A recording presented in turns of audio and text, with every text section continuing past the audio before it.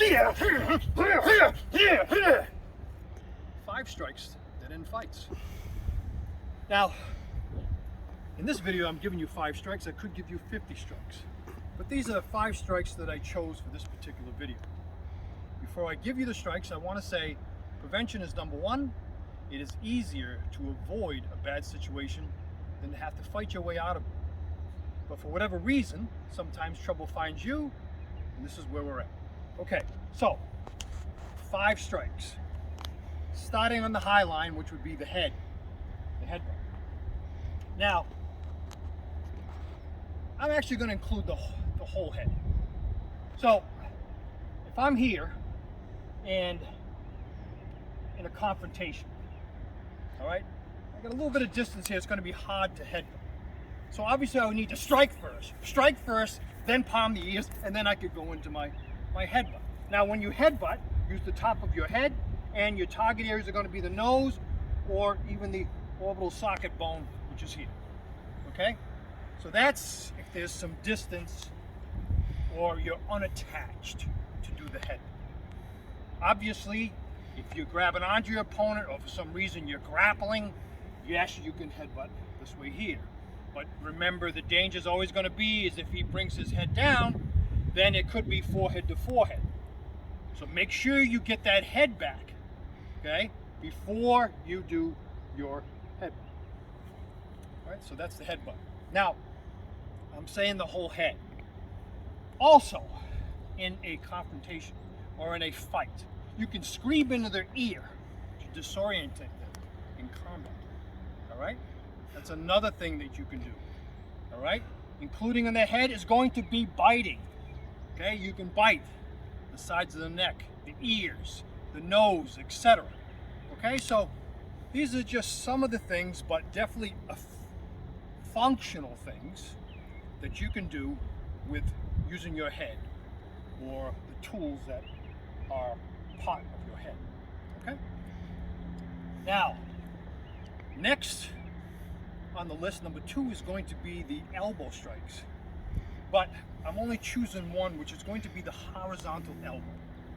The horizontal elbow is going to make sure that you're using the proper body mechanics to get maximum amount of power.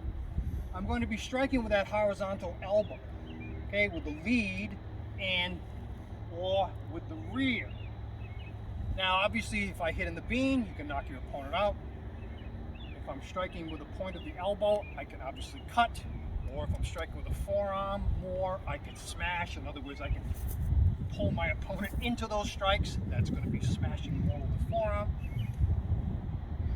Another reason why I chose the horizontal elbow is because after you throw that horizontal elbow, you can come back with the hammer strike, which is going to be our 3rd strike that we're going to be covering. So if I throw that horizontal elbow in a fight, whether it be the lead, I can come back with that reverse strike, which would be a hammer strike. If I throw the rear, I can come back with that hammer strike. So that's another thing you can do as a follow-up to your horizontal elbow. In a fight, in a real fight, obviously your opponent is not going to be standing there with their arms down. So if they have their arms up and he's defending against my horizontal elbow strike, he's giving me a double pillow, let's say, and he blocks that elbow strike. Now, with this hand here, I can grab onto his arm and I can pull him in so I can strike with a circular strike, whether it be a closed hand strike or an open hand strike.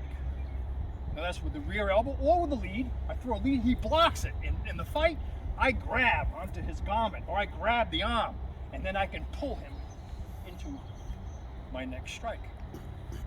So that is the elbow strike or the horizontal elbow strike. With that hammer strike now, we already did the hammer strike coming back on your reverse strike. So in other words, after you throw an elbow strike, come back with those hammers. Elbow strike, come back with those hammers. Those are your reverse strikes. The hammer strike favorite of mine is going to be that vertical redondo hammer, okay?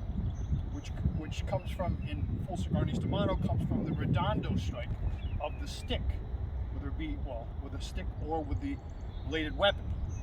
So, if in a confrontation I am here, and let's say I have to defend myself, let's say he goes to throw a rear hook, boom! I intercept with that palm strike. Now I've got that. I can drive him back, holding on to the garment, which is also very effective in a self-defense situation. Holding on and then just driving those redondo hammer strikes or vertical hammer strikes. So it's very, very effective. The vertical hammer strikes, as well as obviously coming back with your reverse strikes from elbow strikes. Now, next is, obviously you've already seen me do them, is going to be the palm strikes, okay? Now, the palm strikes are devastating. And as you see me already use, I can use that lead palm, okay, to set up any one of my rear hand strikes or even my lower body weapons.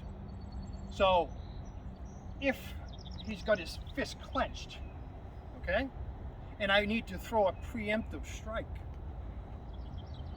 my lead palm strike can be very effective.